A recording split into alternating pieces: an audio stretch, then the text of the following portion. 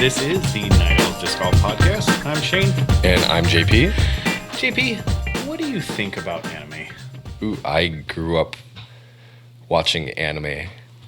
I remember waking up early Saturday mornings, Sci-Fi Channel. It would be like 5:30, 6 in the morning maybe. Mm-hmm. And they would play anime real early in the morning. And I'd wake up and try to consume whatever was on. Mm-hmm.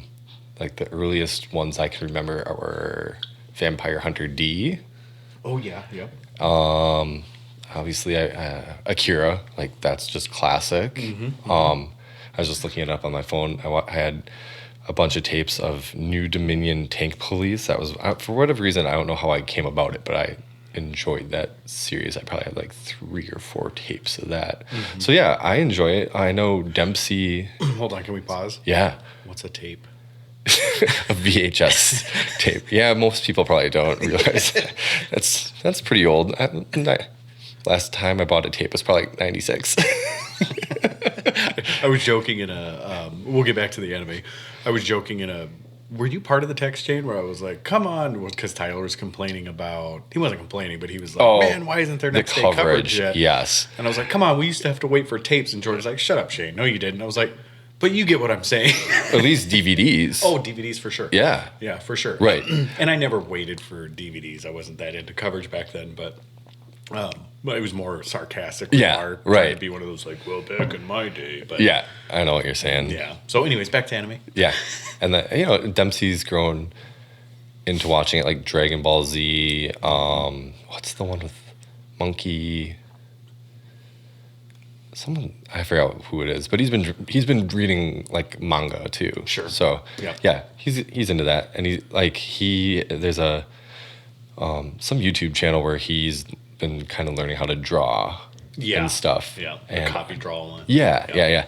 And so he's got that, and then he got an what's the other one? Full Metal Alchemist? Yes. So don't let him watch Full Metal Alchemist. Make him watch Full Metal Alchemist Brotherhood. Okay. Full Metal Alchemist just ends. They don't finish it. Yeah. Full Metal Alchemist Brotherhood pays the same thing, then they finish it. Yeah. And didn't they do a live action Full Metal Alchemist? Yes. I don't think I saw it. It's really disappointing. Is it? I mean, for live action. Have you seen the live action Cowboy Bebop? I have. Not so great. Not so great. I like John Choi. Yeah. Like as an actor or whatever. That's his name, right? Mm-hmm, yeah. Mm-hmm. But it was just like compared to the anime, it was like, So there's Death Note as well, which was a live action. Yes. That one wasn't bad. Compared to the manga or the anime, not great, but wasn't bad. Yeah. So I do remember seeing that too. The reason I bring this up, I'm a huge anime fan. I still to this day watch Crunchyroll. Yeah. Yeah. Tumix, I mean, all of those, like mangas and anime, I love them. It's weird for a giant, fat, bald, bearded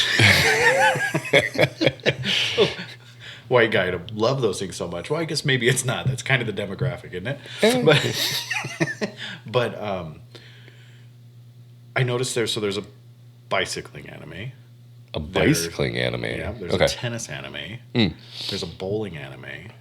There's a basketball. There's a volleyball. Yep, Dempsey has a volleyball manga, but I forgot what it's called, but we have it. Then there's like Kuroko's basketball one. There's even a shopkeeper. Like there's a cooking one. I mean, of like Food Wars. Yeah. There's so many different. I just think like they could they'd probably make like a trash man one or something. Exactly. Just like anything they see that like we can make something out of that. Right. They have police. They have firefighters. Yeah. I mean, where's the disc golf one? Ooh. Can you imagine what they could do with disc golf? Well, they must not know about Jackie Chan. But see, here's my thing. Even the cycling one, I've just been recently running through the cycling one. Okay. And the cycling one, they make like the most mundane task, like the most over the top, crazy, like this is the best thing anybody could ever do. Like he has a special power. Like, can you imagine a disc golfer standing there ready to putt like a 15-footer. And they make these huge, like, there's distractions and this guy's in your mind. And you know how anime goes, you know? So anybody out there that wants to make an anime, or if you're... I could just see somebody on, like, someone's card, like, the villain, like, they had, like, a cutscene with, like, him, like, his eyes are, like, real, like, peering over the shoulder or something. Like, yes, the putt. Yeah, like, you know. Exactly. Or he, like, there's some special power where he can just zone in and, like... this aura, because they're always talking about auras in anime. Look, I can feel his aura. Yeah. Like, no. Okay. So anyways, I think it'd be a really awesome anime. But yeah. Is it biking, like bike racing, or is it just... It's road racing. Oh, okay. Like, it's the high school whatever. But they're high school teams, and then they do the inter high and basketball one and the volleyball one. It's all the same. Yeah. But they do the inter high, and it's like... obviously this little dweeby kid but he's like the best climber in the world. Like, it's just it's actually anyways, I'll stop talking about it. I realize as I'm going on, I'm becoming more and more geeky. All right, so let's talk about what we bought. Hanger, thrower, or a flipper.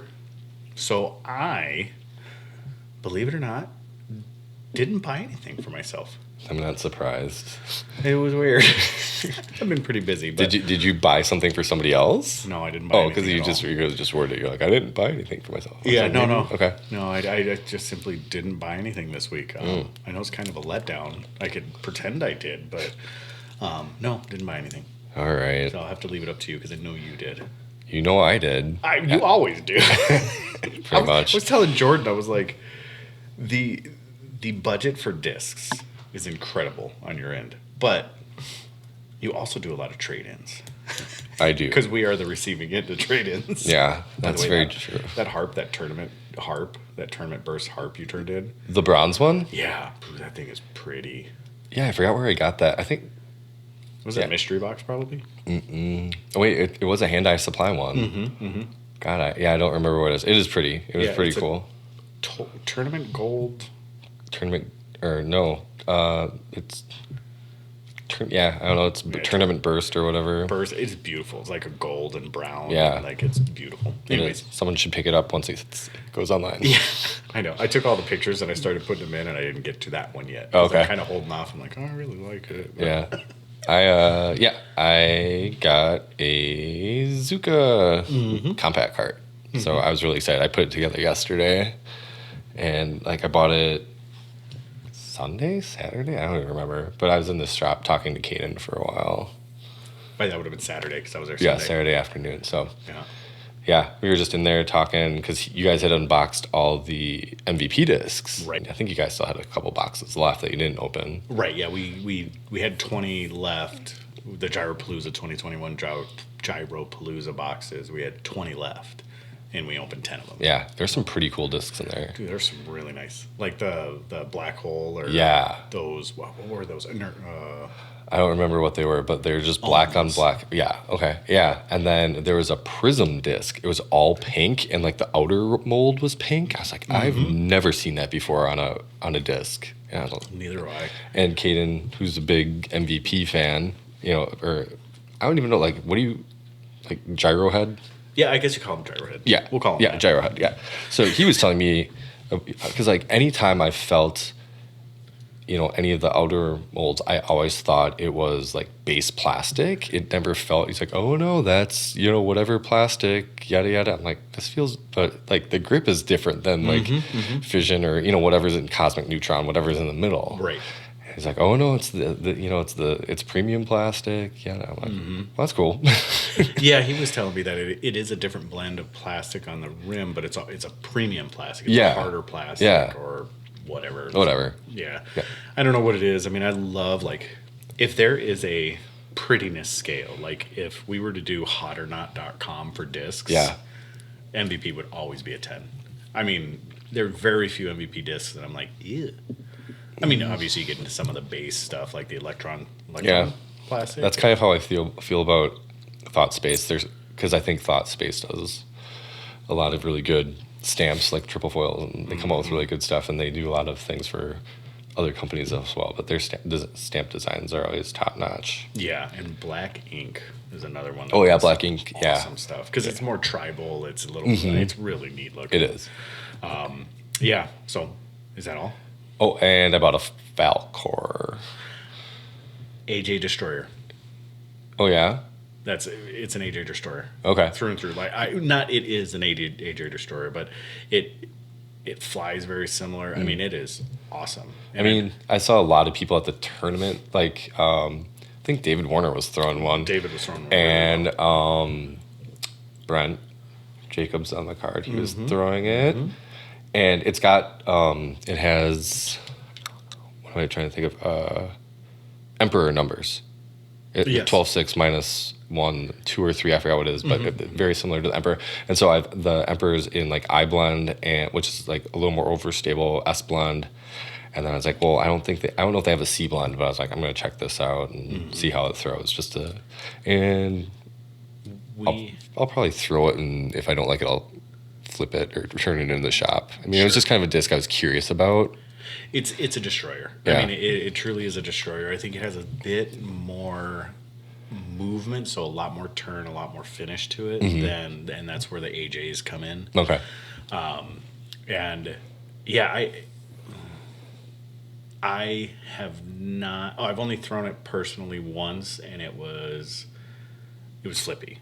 Oh, really? But they're the colors. There were like 4 or 5. See, that's colors. what I was curious about. I meant to ask Brent about it. I was like, are there certain colors that are flippier than others? Because I got a green one, and then I think the shop still had purple and yellow left, but like very few of them because they sold pretty well. They moved real well. Yeah.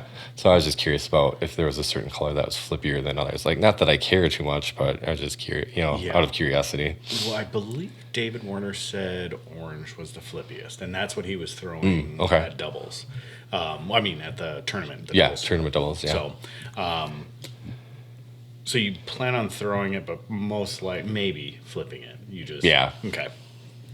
And then obviously you're going to roll the cart. Roll it, yep. Especially now that your hip's hurting. Yeah, a little bit. Getting old. Yeah, well, yeah, we all do. We all get to that point. Unfortunately, that's how time works. Yeah. It's so sad. So here's a quick preview of what we are going to talk about today. So we're going to talk about doubles talk. And we'll talk about our league night, which is a doubles. We'll just do a quick one on that one. We'll give a recap on the $10,000 matching again. We're about 40% there, so we got about 40% of the month gone. Well, wow. It's a little more than that, and we're 40% there, so keep going. Meme of the week, I'll describe one to you. Figure out what our Easter plans are, have a random question, tournament talk, and then we'll go about shop updates. All right? Where do you want to start? Why don't you hit up the Paul McBeth? Oh, yeah. Right away. PaulMcBethFoundation.org. So PaulMcBethFoundation.org. And myself and Door Disc Golf, on behalf of Door Disc Golf, is doing a $10,000 matching give this year, or this month of April. Jeez, this year. I'm just like, I keep... Well, I thought it was originally going to be it was going to be towards the end of the year, but they decided that it would be better used in the beginning. So I was like, hey, I don't care. Whenever, let's go for it. So in the month of April, so we got about, what is this, the 13th that we're recording? So we got a couple more days, a couple more weeks left of the month. And we're about 40% there, so we're about $4,000 in. But I will match up to $10,000 of every dollar donated in the month of April. So, double your impact, and let's get some courses into some underserved areas, not undeserving, underserved. So with that being said, I want to talk about the meme of the week. Okay. So meme of the week. Meme of the week. I've seen it. We need a jingle. I know. I'll come up with something. Okay, maybe. Good. Same thing with the question of the week. I've been meaning to do that, but Could it be something that involves flatulence? Because it would fit perfectly with Jordan. We can maybe, or a chuckle, like the Jordan chuckle. Yes. Yeah. That would be perfect. All right, here we go. Meme of the week. Picture this. You got to close your eyes. Okay. Go to Zen with me. Wide open fields. Nothing in it. Just picture beautiful green Scotland flatland. Okay. One pole right in the middle of it. 99% chance you're going to hit that. Pretty true. So that's what it was. It was basically just an open field, one single pole. Was that my phone? Yeah. My bad. It was actually my computer because it's tied to my phone. Oh, okay. With no 99.9% chance, I will hit that. Yeah. Guaranteed. And Disc magnet. Exactly. That's kind of how it goes. It's just like trees. You run through trees and you won't even hit anything going through a tree sometime. But you aim for that tree, or you try not to hit the tree, and you get stuck by like this tiniest little branch. Yep. It's just the craziest thing in the world. Oh, yeah. So I thought it was funny just because it was so true. So true. Because I've done that before. Like, all I got to do is just make it right around that pole, kind of hit my aiming point, and then, fade right back in and pull. Yep. So. Definitely happens. Yeah. All right. Well, let's talk doubles league night here. So it's going to start. We're just going to start our weekly leagues now. So we got one more week with the Maxwell and Braze course still up.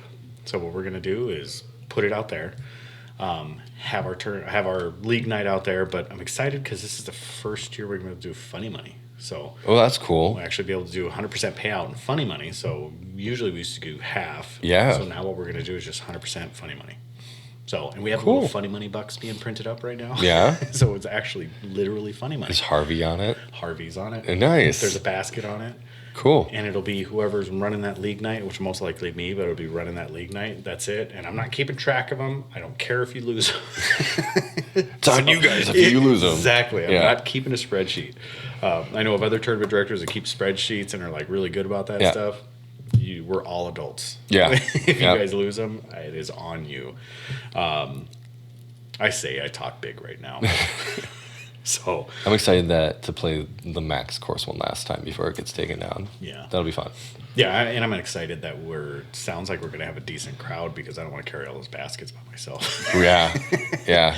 Jordan put them out there, and I feel like it's my responsibility to get them back in.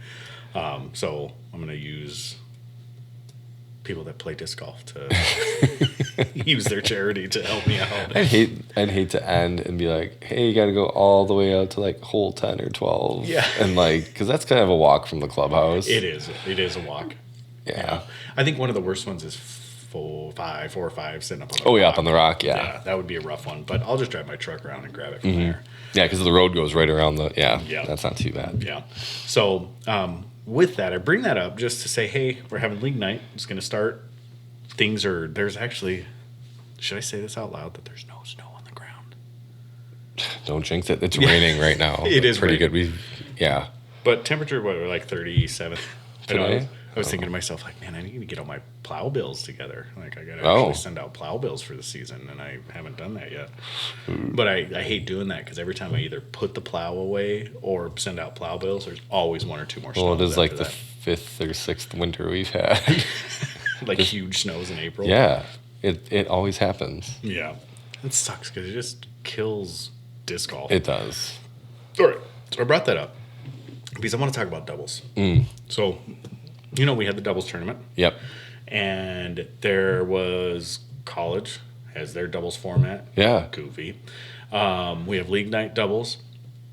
How do you play doubles? What do you think the best way is to play doubles with you and your partner? Well, I guess it depends on who you're matched up with, right? Like we always play random doubles. We always flip to see who our partner is or whatever. Yeah, and we have an A pool and a B pool. Yeah. And you play random from A and B, one from each pool. Yeah. So, I mean, we've played long enough with people. I mean, we do get the occasional random person that shows up, but most of the time we know who we're playing with and like what people's strengths and weaknesses usually are. It also kind of depends on the course as well, I think. So, I don't know. First person, like off the tee, I always feel like kind of go for like a placement, should probably go for like a placement shot, like get a clean look at the basket or a clean line. And then, you know, that kind of sets the starting point for you. And then the next person can be like, well, I can maybe reach a little further or, you know, try the riskier line. Exactly. Okay. Putting wise, like say, like when I play with Tyler, we like to either, he's like, well, give it your best shot. Or, you know, like when we're putting, and then he's like, I can run it. Well, I feel like the first person who's putting should be the one to kind of run it. Okay. Right? Like, say you run it, hit chains, or, you know, doings off the basket. That way you know exactly where that first placement is going to be, right? Like, you could hit the basket and it could fall, you know, like a couple feet off, or you could see it go sailing off, you know, in the distance, and the next person's like, well, I guess I'll lay up. Like, I think the first shot's always important to just get a visualization of what's going on, and then you can kind of play from there. And you can always play that 1% shot or that 10% shot where you're like, you have to hit a goofy gap, or you know, you have some sort of something in front of you. Yeah, well, you can always kind of focus on those, but the rule of the thumb, I mean, I like it. I don't think it's off. So I feel completely different about it. I think with two people, you should always run it all the time, no matter what. No matter what? Yeah, I don't. So putting. So on the putting green, I think the likelihood of one of the two players hitting metal and dropping by the basket, pretty high. Yeah. And I feel confident enough up to 25 feet that I'm going to hit the putt. Right. I'm going to hit the comeback. So run it. Like, have fun, run it. Let's give it a chance, because our chances exponentially go down by 100%. Is that how the math works? If you don't run it, you know, we're half as likely to actually hit the putt. I could see that. Yeah. If you don't run it. Sure. So I figure run it. I mean, it's not going to hurt anything. And if there is OB behind it, give the best putter the chance to go first. Second putter can play a lofty bid or something like that, but still run it. Okay. I mean, that's a good take. My humble opinion, because how often do players? Okay, I'll speak for myself. I will miss metal completely, maybe 1 out of 10 times, completely, where it doesn't hit and fall. Yeah. Inside the circle. Maybe not everybody. I've seen people miss from like 10 feet away. Yeah. And I've done it too, but yeah, someone's gonna hit. As far as approaches and off the tee, I'm kind of the same. Like, I feel the same. So David and I, we're just like, go for it. Like, yeah. I think we're confident. Both of us were confident enough in our games that no matter what, we're going to leave ourselves with a situation to go for it. Yeah. Or to make the upshot. Or like, so for us, it was just run it. Okay. Because the likelihood is, and these are open courses, there's no OB left or right. I mean, there's really no OB to speak of. All it is no, there's really nothing. No. I mean, there's nothing there. Yeah, there isn't.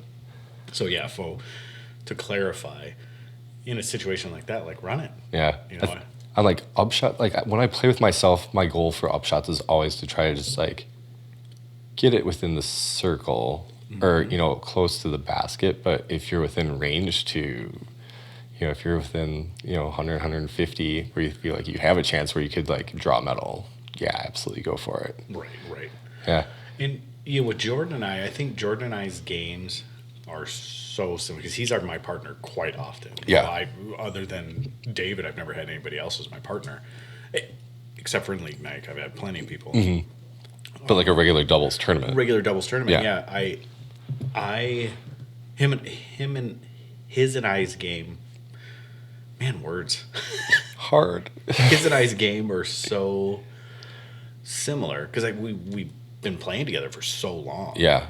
That I don't know if there's a big enough difference in our games to really, to really have an advantage in one way or the other. Okay.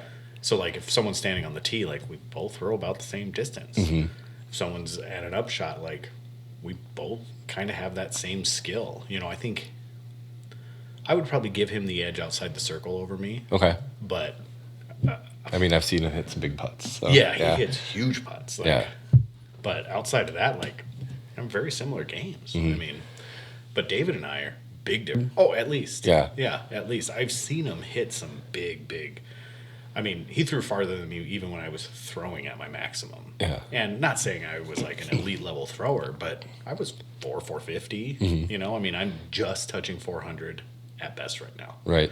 So, I don't know. I mean, I guess that's kind of my thought, because with him, I can play the nice, controlled.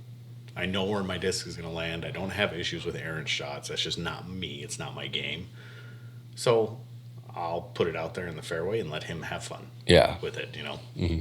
Well, so another fun thing for anybody I'm usually partnered up with is I'm left-handed. Yes. So anybody that I'm usually paired up with is usually right-hand dominant. Mm-hmm. The occasional person has a decent flick or something, but so it's interesting, like the lines I'll throw on a certain hole and they're like, well, I can Anheuser this, or I can try to flick something. Not too many people have like the greatest forehand in our... Not in our group. No. But so it's just nice to be like, I got you on this hole. Yeah, exactly. Exactly. Yeah, I was going to, there really is and Caden used to have a really good forehand. Yeah. He just stopped using it because he went to predominantly backhand. I would say I probably have the best forehand right now. And that maxes at 320. Okay. And that's if I get the full flight out of the disc, so. But yeah, so for me, run it. I have zero ambition to not be aggressive when you have 2 shots on every shot. Yeah. Like, I have zero ambitions for it. Like, Luke and I played the other day together, and he's kind of a strategist. Like, should we do this or this? And I'm like, just run it. Like, just run it. I'll hit the basket. Just run it, And he's like, no, I'll lay up. No, you How does he have time to strategize when he's foraging berries all the time? Well, it's winter. Oh, yeah. Unless he wants to snow berries. I don't know. Good point. Yeah. And for those of you who don't know, snowberries, it's deer poop. And there's a lot out there right now. Deer and rabbit. Deer and rabbit. Yeah, I guess. We're getting to the point where we're starting to see some vegetation pop up. A little bit. It'll be out there getting the fiddleheads and all that stuff. All right. Any big plans for Easter? We are, my parents are still down in Florida. So they won't be back till, they said the 27th, but there's some things that have come up that might be pushing things maybe forward or back depending on certain things. But Saturday we are doing Easter with Alyssa's mom, so that's our big Easter plans, and it's always interesting getting everybody together because everybody's on different schedules and stuff. So sure. We're not really having traditional Easter dinner. I don't think we're doing like tacos. And That's like awesome. I don't know. There's like awesome. 3 different things planned. Like sometimes we do traditional like holiday fare, and then other times it's like we're just gonna do whatever the heck we want. You want pizza? Let's do pizza. Yeah, So that's our plans. I think kids might try to do maybe an Easter egg hunt. Dempsey has a Little League meeting in the morning. For Babe Ruth? At like 10 in the morning or something like that. So he's going to go to that. I think it's like, introduction to coaches and all that stuff. And then I'll be working until dinner. And then I think they're planning on kind of going for a hike somewhere and do other stuff. Yeah. So any disc golf planned? I don't know. Who knows if you get the chance? Up in the air. It's kind of like one of those things. Yeah. Maybe. If someone messaged me, I'm like, Yeah. That's kind of how I play it too. Like, even when we finished playing that day, Tyler looked over at me and was like, so tomorrow? And I go, possibly, but unlikely. Just message me. It's always so hard because I don't want to like give people grief because it's like, I don't know, I feel like certain people can just at the drop of a hat be like, want to go? Yeah, I have time, all the time. It's like people. I'm one of those people. Messages just drop. I'm like, I'm still stuck at work. You guys suck. Or I have like something going on in the afternoon. Like, I just can't make it today.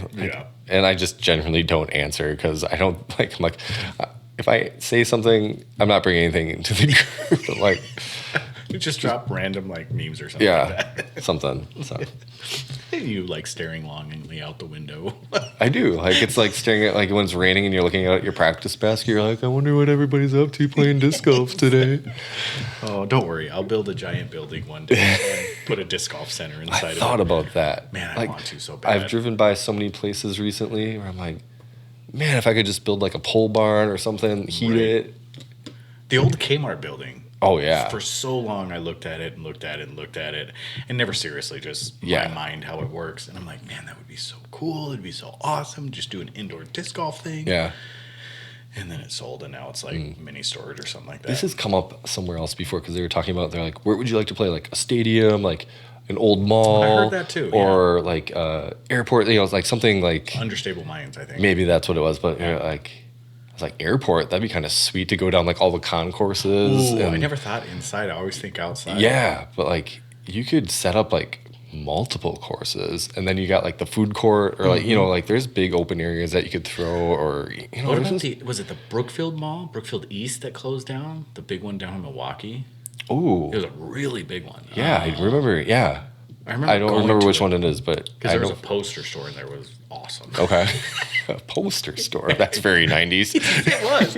Oh, it was awesome. But it was 2000. Yeah, it was 2000. Okay, I haven't bought a poster in like 20 years. Shut up. Well, you don't hang them in your bedroom where your wife and you sleep. What are you talking about? Oh man. Anyways, so.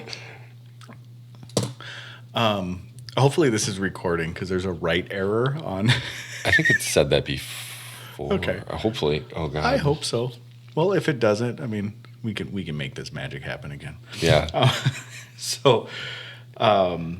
Yeah, but that one would be awesome. I think a big open mall like that. But yeah, I don't know. One of these days, I mean,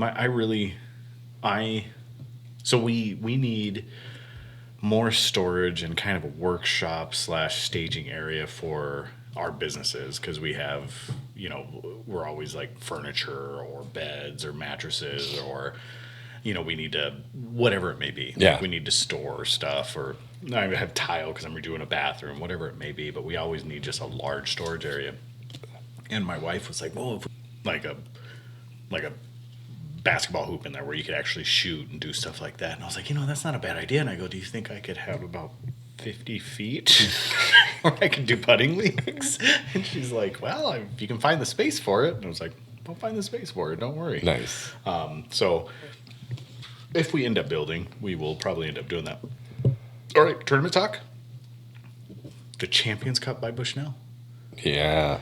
So I'm excited about it. It is on at the W.R. Jackson. Yeah, W.R. was it National Disc Golf Hall of Fame or Disc Golf Hall of Fame? Disc Golf Center? Disc Golf Center, yeah. Yeah. So Disc Golf Hall of Fame is there. There's 2 other courses and then a W.R. Jackson. And it's only on W.R. Jackson. It is. Only on W.R.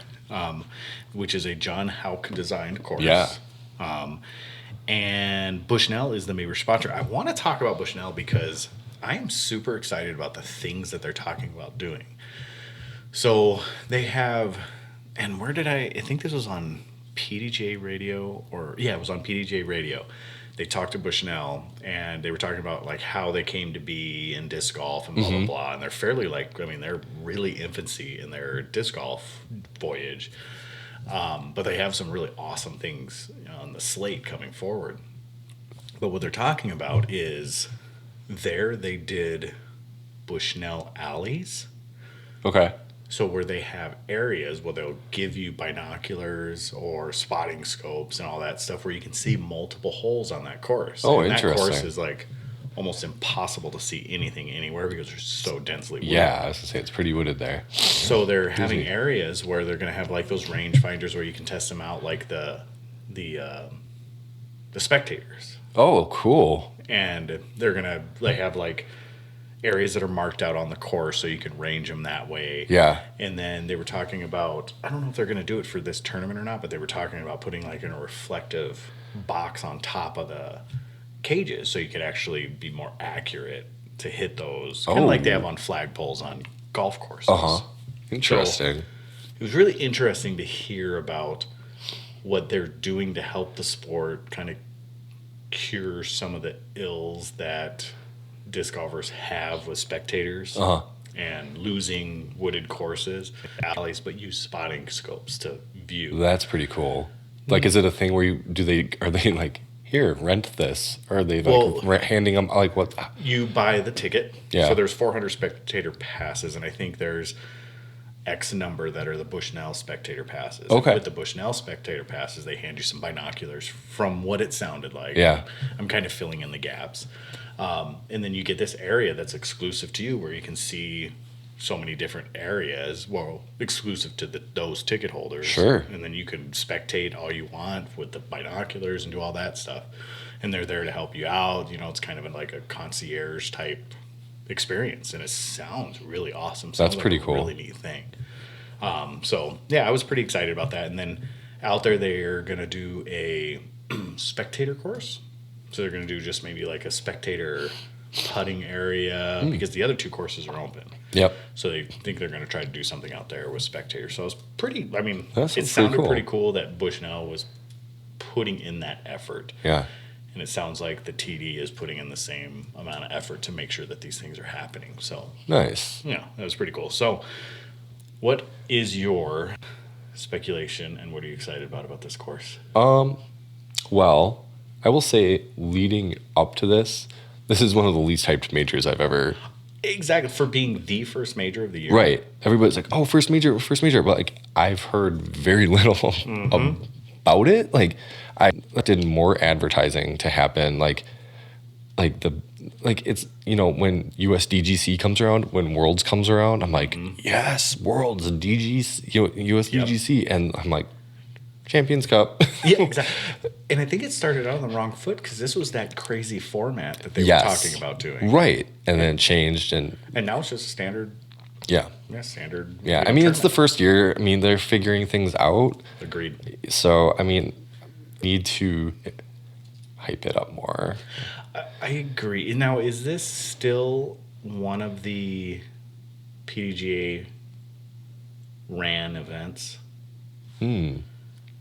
I thought Is the DGPT? I know it counts for 150% of like DGPT points. Okay. But for some reason, I thought, was Nate Heinold the one that was starting this up? No, this isn't. This is something he was doing something else.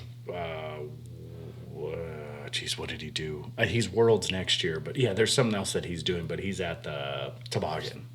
Oh, It's okay. his big event. Okay, got it. Again, Sure. other, whatever adjective you want to use. Yeah. So I mean, I'm still excited because there's, you know, big names are going to be there. There's good cards. Everybody seems to like the course like that. Everybody likes coming here. It's been a while since like anything. Like, when was the last time Hall of Fame Classic? Hall of Fame Classic was 2019 was the last time it was played. Yeah. In a tournament. In a, I think it was an NT then. I think so. So yeah, that was the last time it was Calvin played won on a it. big. That's Yeah. it, yeah. Because they went in. It was Dickerson and Calvin. Anyways, there was a playoff. Yeah. I don't remember who it was. But yeah, heavily wooded. It's technical. It's going to test a lot. You know, it'll test even the top players. I think a good score will probably be in like the 6 down to like 9 down range. If somebody gets to like double digits, it would be a miracle. Or like, if somebody gets hot, like it might be doable, but because it was more than likely not. 24, 25, 26, somewhere around in there was what Calvin won it with last time. That was 3 rounds. Yeah. So yeah, I think that sounds about right. And I think they've extended some of the holes a bit, not a ton. But I think I think I heard that too. Placement changes Yep. and maybe some T-pad changes, but the holes are essentially the same. They've just lengthened them. Yeah, I think that's what I heard too. Brody Smith, I think, was mentioning that Bushnell, because they were talking about using rangefinders or something. When I heard him talking on a podcast, and he said they went out and put ribbons, I think, on trees to let people know like the distances To the basket. the basket. Yeah. So kind of like yardage markers they have on ball golf courses. And I think that's great. I think it is too. Yeah. I mean, I think I heard that too, and he said he had a problem with it because it looked like they needed to cut down the trees. Yes. I'm like, come on now. Right. Like, like you want the pin in the ground? Like, is that better? yeah. Yeah. I mean, or, you know, like a lot of like they will do the pin in the ground, or some courses will do like a stone in the ground, you know, a colored stone to let you know how far away, or whatever. But yeah, so first major, it's exciting. Yeah, yeah. I'm excited about it. You know, a lot of folks talk about prestige of events and, you know, having the history and blah, blah. Like, Yeah. it's like, it makes me fall asleep every time someone starts talking about that stuff because it has to start somewhere.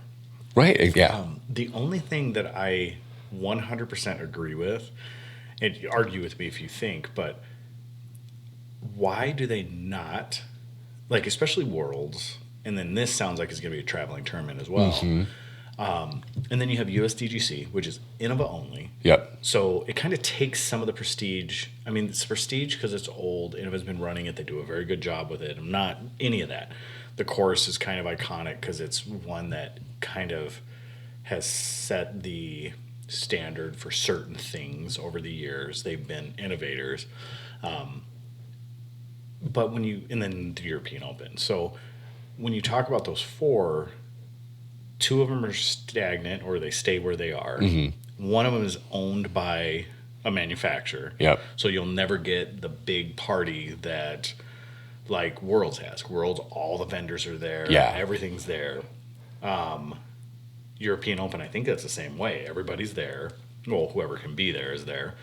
And then you got the Champions Cup, which from I know Bushnell is the main, but there's no space for them to do it at this course at WR Jackson. Excuse me. And then you have, what was the last? Anyways, but this one, I would love to see them have a rotation of courses. So then there's the to show the evolution of the sport. Yeah.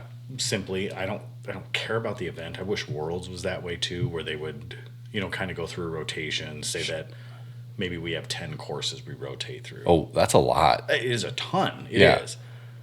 But courses are evolving so much. Stagnate yourself like into like a 3-year or 4-year rotation. Like, how can you truly make the change on these courses to fit the game as it's evolved? I think you got to give time to be able to do that.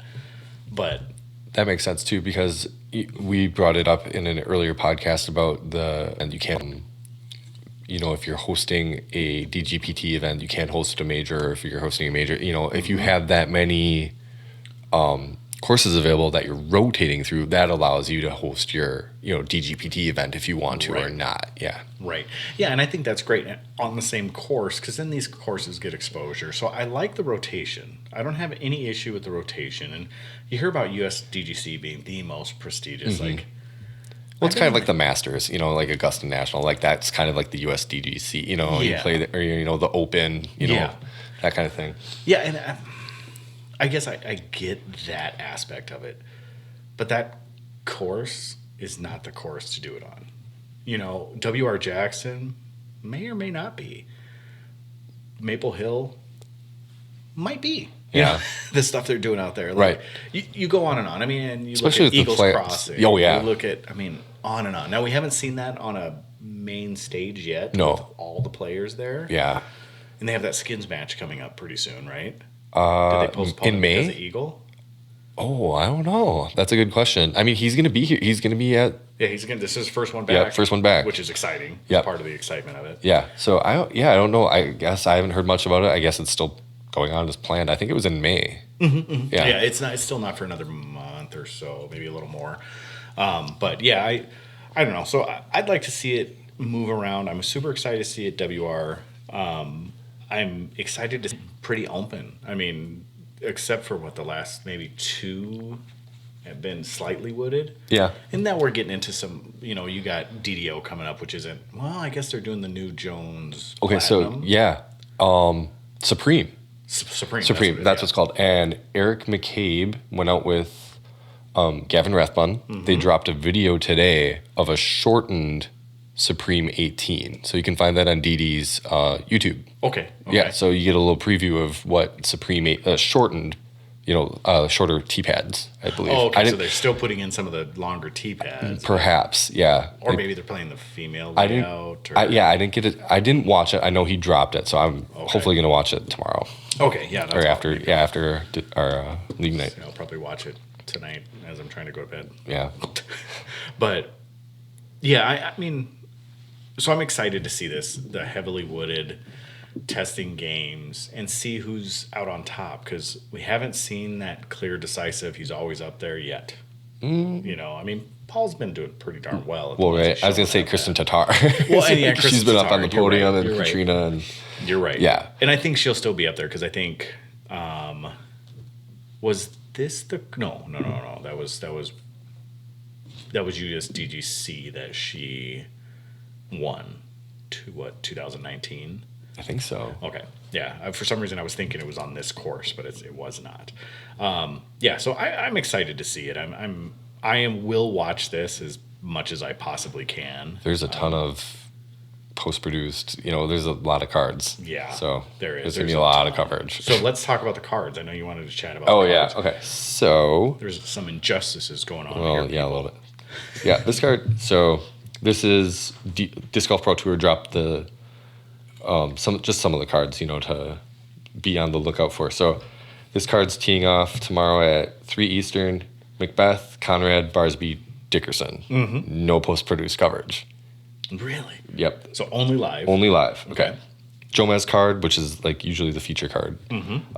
Wysocki, Linus Carlson, Yuli, Adam Hammes, and that's at 2:35-ish Eastern. That's, you know, live. That's when they'll be teeing off. And I feel like that is a very disappointing card. I love watching all those guys, but Hammes, Yuli, and Linus, like, I know Hammes and Yuli, I understand. Bushnell sponsored, right? Right, yeah. Linus Carlson, well, I guess he's the best player in European. Yeah, he's the top player. He's the top rated European player. And Ricky, like, why is Ricky not on lead card? I mean, on feature card. I mean, that technically that is like that's. I mean, there's no lead card. That's the like. Yeah. Jomez is the like featured card. You know what I mean? But why are we not putting him with Paul? Like, I don't know. That's the question. That's a good question. That's what we want to see, right? Because is Eagle who was on the okay? First So, card? the first card is McBeth, James Conrad, Greg Barsby, Dickerson, but no pros produced. But they're teeing off later in the afternoon. Okay. Okay, and then the Jomez card was Wysocki, Carlson, Yuli. Okay, and then Gatekeeper has Albert Tom, Heimberg, Eagle, and Lazat, and they tee off at and Lazat. Oh, okay. And that's gonna be on Gatekeeper. I'm excited for that card. That's an awesome card to watch later. Mm-hmm. Yeah, and then we got Drew Gibson, Emerson Keith, Mason Ford, Matty O at 224. That's gonna be a good one too. And okay. So featured card on GK Pro for women and teeing off at 9:48. Kona Panis, Paige Pierce, Kristen Tatar, and Katrina Allen. Okay. Next this is Ace Run Productions. We have Sarah Holcomb, Jen Allen, Allie Smith, who I don't know. Never heard of her. I looked up her. She's ranked 75th in the DGPT rating or rankings right now. And then Haley King, who we haven't seen in a minute. Mm-hmm. She's been off. Okay, and then the last card that they have on the post is Katie. I don't know how to. I'm going to butcher her last name. Tati. Yeah. Okay. She's Estonian, like Kat Merch, Valerie Mandahano, and Henna Blomers, and they tee off at 9:24. Who are we missing? No, like Evelina Salonen. Not no like, coverage. I guess not. Like, or she. I don't know. Like these are just cards that they, you know, have like are saying they're featuring. Yeah. So yeah, I'm glad Valerie Mandahano. No, that's just live coverage. That's just live because that's not even post produced. So there's only 2 female cards that look like they're going to be post produced on GK Pro and Ace Run Productions. But they'll live on the DGPT network site, which is good. Yeah. But you know, I feel like it. I think you brought this up, and I want to echo it. I feel that Valerie Mandahano would have been a better placement on the feature card with Tatar and Pierce and Allen. Right. Okay. So yeah, because this is the same thing with the Yuli and kind of Adam Hammes getting on Kona sitting right now, when I looked, she is 19th on the DGPT standings right now in points. Mm-hmm. Valerie Mondahano and Kat Murch are sitting 4 and 5. Missy Gannon behind them, and then it goes, I think, Owen Scoggins and Maria Oliva or something like that. But isn't Evelina and Hannah? Hannah is actually, I'll bring it up real quick. Well, no, Hannah's been kind of pretty streaky on the... Length. Okay. And sponsor. I would say so. Okay. But I mean, I understand it, but here's the other thing. It's like, I get it. Like, those are probably the 4 females that we would perceive to have the biggest contracts as well. Right. But I just feel like the way Valerie Mondahano is playing right now, Kat Murch, Missy Gannon, like, there are so many. Well, what do you have? 3 to 8, so there's 15 other people or 14 other people that are playing better statistically than Kona. Yeah. And I would even say, on that other feature card, not to take anything away from these women. I don't want to discredit her in any way, but she's 75th on the DGPT. Yeah. Like, you could, there's however, it's kind of ridiculous to me. Maybe she's from the area, or I don't know what her situation. Maybe she won something, right? To put her there, or like, was she an amateur winner or something like that? That could be. Because I know there was 2 spots that were invites for amateurs. I mean, okay, so maybe. So that could be. So I'm sorry to No, I'm not trying to disrespect anybody, but I honestly don't know much about her, and so that's just why I feel like. But if she isn't, like, if she did win, like, amateur worlds or something, or junior worlds, whatever, more power to you. That's awesome to get that feature card. Right.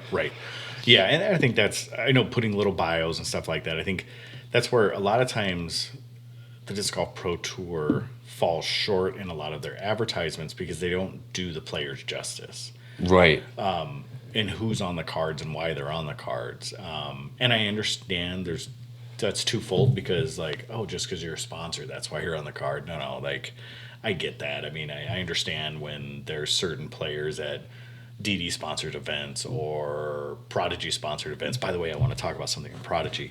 Okay. But yeah, I'm excited to see it no matter what.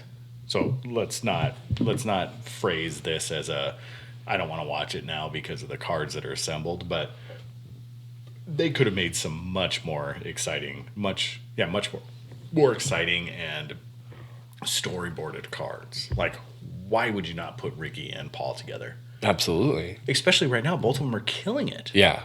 I mean, they're both doing awesome. I don't understand why you're not putting I'm just wondering why the Paul McBeth card isn't, like... Why is there no post-produced? Yeah. Well, I mean, it doesn't have to be, but... Yeah. That extra coverage of seeing them, for your coverage, why not have them? I don't know. That's crazy. Yeah. So, I don't know. I mean, I'm excited about it. I can't wait. I want to see the story. So, let's go with your pick. Who, MPO, FPO? You start with MPO. I'll start with FPO. MPO. Just your number one. Who's going to win?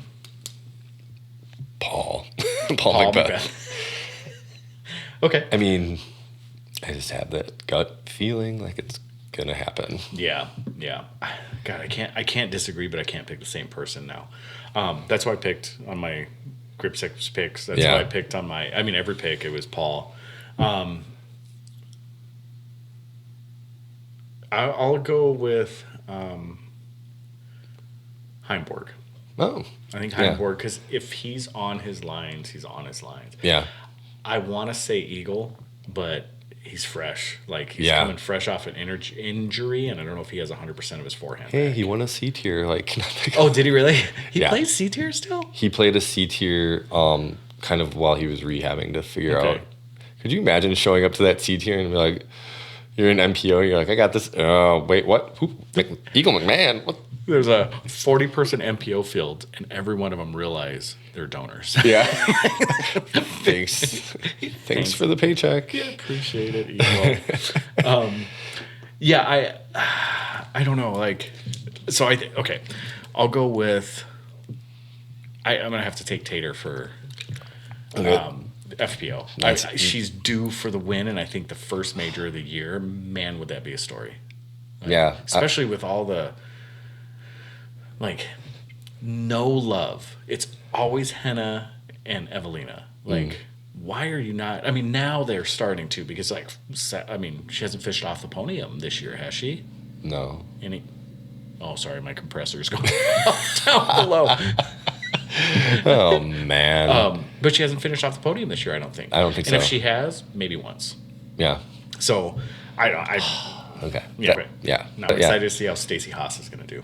Oh, yeah, you mentioned her before. Yeah, because she's coming fresh off a win. Mm-hmm. She's young. She's ambitious. Like, she doesn't have... Yeah, she's only 18, I think. Yeah, only 18. Yeah. And speaking with her, it doesn't seem like she has the full understanding, or like she doesn't have the grasp of the depth or the history or I'm trying to search for words. I know what you're saying, because I feel like she might have just started like COVID disc golfing. Just pre-COVID. Okay. So she started, I mean, she was exposed to it a lot earlier, but she was just pre-COVID. And she just won amateur nationals or amateur worlds, whatever it was, or junior worlds. Okay. So, like, she has experience of winning and everything, so I don't think she the magnitude. I don't think she doesn't respect the magnitude. I just don't think she has that in her yet. I don't think, it doesn't seem like she's been in the grind yet. Sure. So, like, those outside pressures may not push her as much. That's kind of an interesting thing, though. If you're not aware, like, you can kind of think like every tournament's kind of the same. Like, obviously, like, Masters worth more, it has more pressure. But, like, if you can keep that mindset where you're like, well, it's just another tournament, and there's no pressure on me, no expectations, then you can just kind of go for it and see what you do. You know, it's playing doubles without a partner. Yeah. I think the exposure she's getting, I think the magnitude is raising. And when talking with MVP, like, she was asked if she has any special things coming from MVP, and they're like, well, maybe someday. Yeah. Like, maybe down the road you might. Okay. So it's kind of nice, but it's also like, man, it seems like it leaves a door open for another manufacturer to sweep in this next coming year, or even, who knows? I mean, anytime, but I would assume. But all right, so that's that. Let's see. I think outside of that, let's get to the random question. Okay. Sounds good. So, this is very important. I love this topic. Are you ready? Mm-hmm. Yeah, lay it on me. Okay, are you sure? It's pretty intense. I'm. This is like house splitting, like Hatfields and McCoy question. Okay. Okay, you ready? Sure. Is Miracle Whip an acceptable condiment replacement for mayonnaise? You want to know what's funny? What? I don't eat mayonnaise.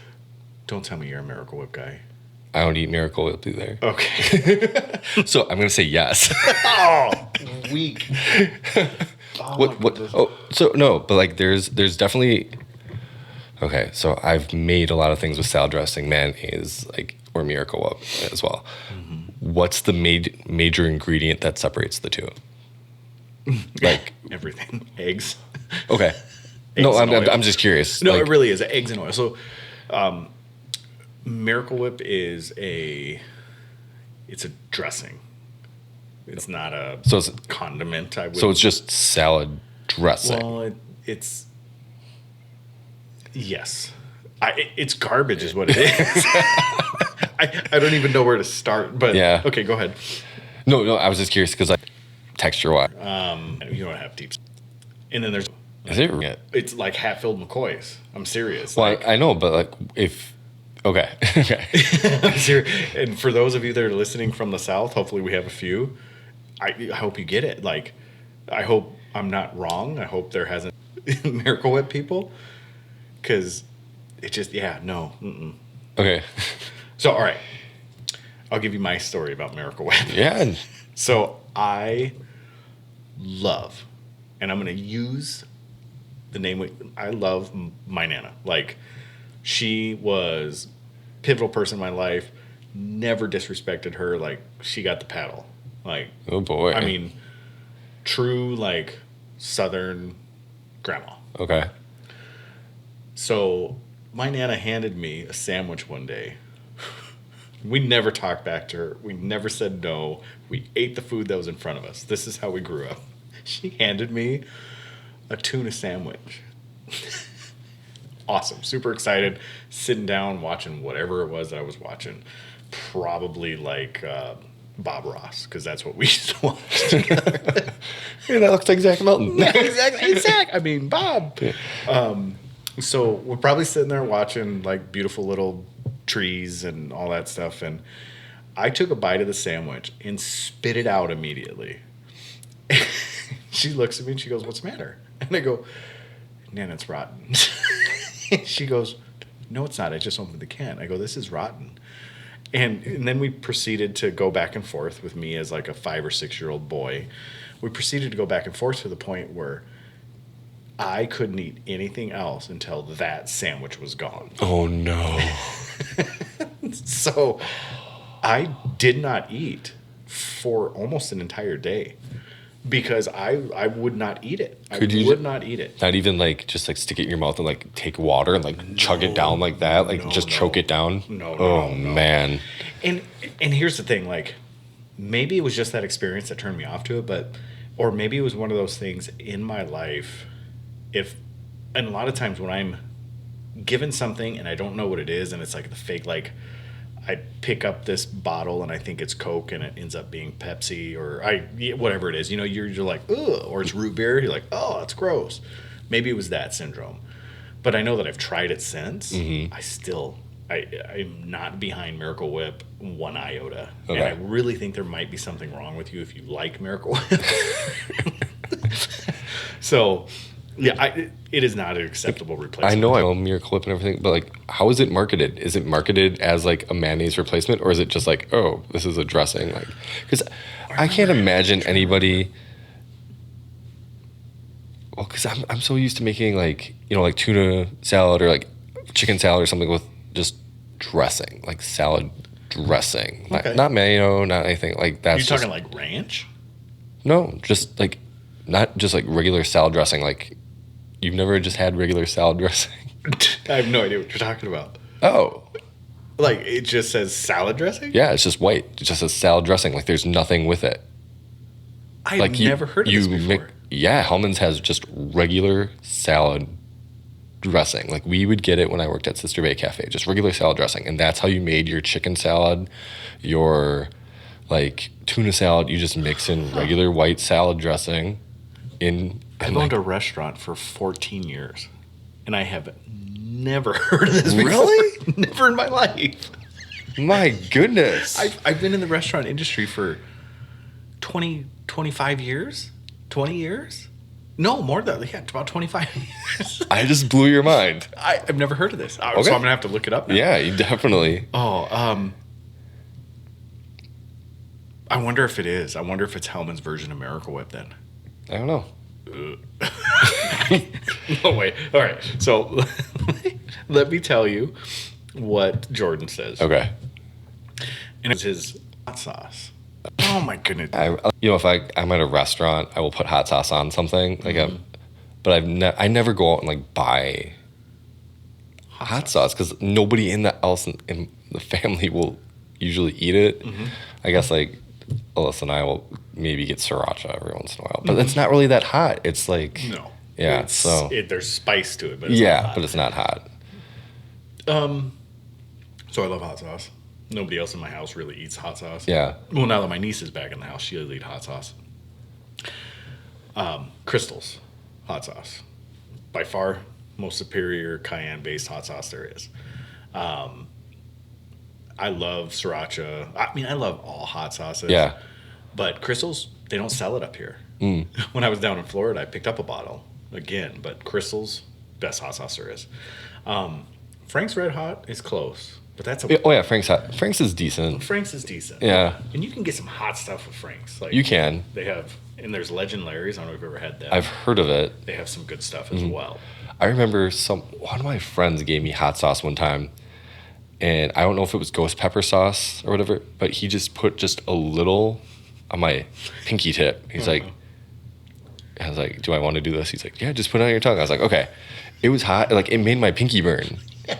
Like, I was just like, okay, one, my eyes, like, like, you know, just that little bit, like, my eyes were, like, kind of starting to tear up a little bit. And I like hot food, but the burning sensation on my pinky was worse than, like, putting it in my mouth. So, I have a story I have to say. David Berner and Gary, I can't remember his name. Anyways, so both of them, college. I was actually a resident director at the time, so it's probably not appropriate, but we had a bottle of capsaicin, and it was a dropper bottle. Okay. It was straight capsaicin. I don't know what was in it or which one or anything like that, but like a drop of it would kill you. I mean, it was bad. It was like in a medicine bottle. It was one of those novelty things. Yeah. So Gary dipped, and David Berner always had a bottle of like Gatorade or something like that. And then I feel bad for him. So we put it in his dip. Oh my God. He took a hunk of this stuff. It was dip. It was like Kodiak or something like that. And he throws it in his lip. And he's sitting there, and all of a sudden you see his eyes start watering. There was, it cut you. Oh my goodness. You didn't, you open a Gatorade and you just drink it. So he just opened it and drank it. Ended up in those. And what did they get me with? Oh, I had, that was when Mio first came out.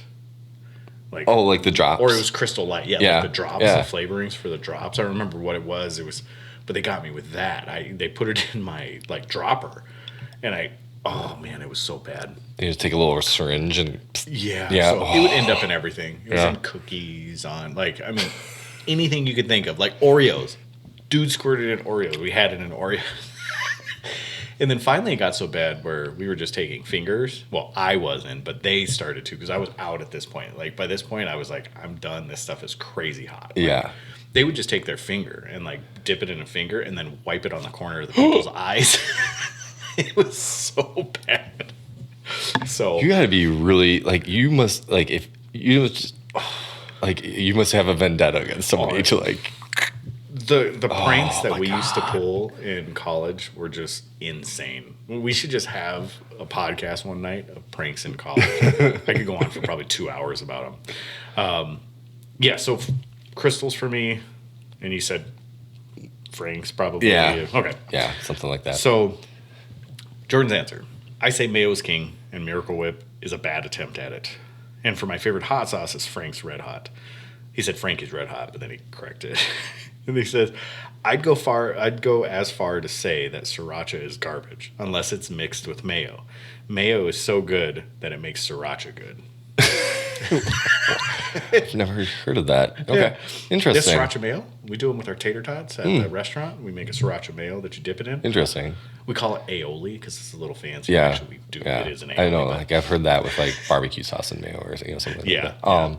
Or ketchup and mayo. I'd be curious what Jordan's favorite sauce is at like Buffalo Wild Wings. So when we go to B-Dubs, he gets honey barbecue. Okay. Is that one? Does he not go for the hot sauce? He doesn't go for the super hots. It's like honey barbecue and Asian zing or something like that is the realm he lives in. Yeah. I usually get up there, but I don't get crazy. Yeah. On the other hand, his girlfriend goes like stupid nuts. Like Amanda does? She's really hot stuff. Yeah. It's kind of crazy. Mama Nem's. I had Nashville Hot at Mama Nem's. Now they had it like downtown, but where was this at? Was it Vegas? Anyways, I had a Mama Nem's sandwich. It was so hot, so hot. Yeah. And they have like levels of it and everything. And I kind of went right in the middle. It was so hot. Do you ever watch Hot Ones? Yes. Yeah. Where they're like answering questions. Yeah. Like, yes. So, yeah. Anyways, I wanted to bring up Heather Young. Oh, yeah. You hear about that? Yeah. She's done. Like, she's not, it's how they say that's, what do they call it? An indefinite? Or, yeah. Where it's like, there's no, she's not, she's not having fun. She didn't like it. That was unbelievable. I couldn't believe that when I heard it. Uh-huh. Yeah. She's so young. I get it. Like, you have a lot of other things on your plate that you're contemplating, and it's kind of sad to hear, a sport you think that someone's in love with, like that they would make it their profession. Right. And you hear about NFL players too, retiring early, like Luke Kuechly. He retired at the height of his career, just was like, that's my time. Hopefully, Heather, she was a really good putter. I just hope that, I don't want her to lose the love of the game. Like, I hope she feels like she can do it without having that pressure of feeling like, oh, I have to compete at the highest level. Like, she can just come back to and enjoying it. And hopefully that can bring her back to the tour. And maybe it doesn't. Who knows? Well, and she's saying that she just wants to go live a normal life. Yeah. She just wants to go get a job. She wants to do the 9 to 5. She wants to hang out with family. She wants to do things like that. And she doesn't seem like she just doesn't seem like she's had that normal life. I step back and look at it and I'm like, that life is not for everybody. Right. Like me, I think we had this conversation. Like, I don't know if I could do that. Maybe a month, 2 months, but I don't know if I could do the road warrior thing. Right. I think that I could. Realistically, probably not. And I think with her, I don't know how long she's been, but I can think maybe 2019, 2020 was when I first heard of her. So, I mean, she's only been doing it for a couple of years. But I guess it can get old real quick. Yeah. Did she travel with anybody? Like, did she have anybody out there with her? I'm not sure. Yeah, I don't know either. So I know that she was around, like, God, I'm trying to think the people she was around all the time. I know that she was around a few people a lot. Yeah. I don't know if they traveled together, didn't, or how it panned out. But, yeah. It's unfortunate to see the burnout, but she has to do what's right for her. I don't down her in any way, shape, or form. And it sounds like Prodigy's still, any discs that go out, she's still getting royalties for. That's what I'd heard. And that's awesome. That is awesome. And you hear that, like, with a lot of kind of young child prodigies, like, they see, like, adults or, whoever see this aptitude in them for a sport or, acting or whatever it is. Or maybe they choose to do it or just leaves or whatever. But I know. Tragic story of Macaulay Culkin. Yeah. Or the Olsen twins. The Olsen twins. Well, the Olsen twins are killing it. Well, yeah, they're all their brand that they had some pretty nasty drug addictions, but it is sad. And I think it is better to take a break and find yourself, figure out what your passions are. And if it's still disc golf, awesome. Come back. You could be setting yourself up for disadvantage, especially with the way the sport is progressing. Now, I don't think it's going to continue to progress as fast as it has in the last 2 years, but it's still going to keep getting bigger, especially with ad dollars coming in and marketing from larger companies. And who knows, as everybody hopes that ESPN stuff pans out to be even more stuff where it'll help it grow, she may be coming into something that's not there for her anymore. That seat may not stay warm for that long. Yeah, that's very true. So someone else might sit in it. So especially with the FPO getting so much more exposure and coverage. So well, I wish her the best though. I hope everything turns out awesome. I hope she's making the right choice. And I know she is making the right choice. I just hope it's everything she hopes it could have been. So anything else? All right. Well, we're pushing long on this one, so I'll get on to shop updates, and then we can wrap this thing up. Shop updates. So we have a big vendor announcement coming up. As soon as I get a grip on it, I'll let you guys know. Right. Wysocki Raiders, Daggers, and Evaders we have coming in. And we have the Discraft Buzz grip bags coming in, and we also have the Paul McBeth signature grip from Discraft. So should have them by the end of April. So pretty excited about that. And then outside of that, I don't think there's really that much more. What about opening? Like, when is the shop going to open full time? Yeah. So we're going to do full time opening will be the 28th, which is that first Thursday. We're going to go back to Thursday, Friday, Saturday, Sunday, then Monday. So we'll go back to 5 days a week. 10 to 5, we'll have it open, so it'll be in-house. We'll just be shut down for the 2 days. 2 days. Oh my goodness, why can't I have 2 days? Yeah, 2 days. Yeah, 5. There's only 7 days in a week. Okay? There is, yeah. So that'll be coming pretty soon. .com, always open. Matter of fact, we got an order just a couple minutes ago. And then I think outside of that, where can they find you?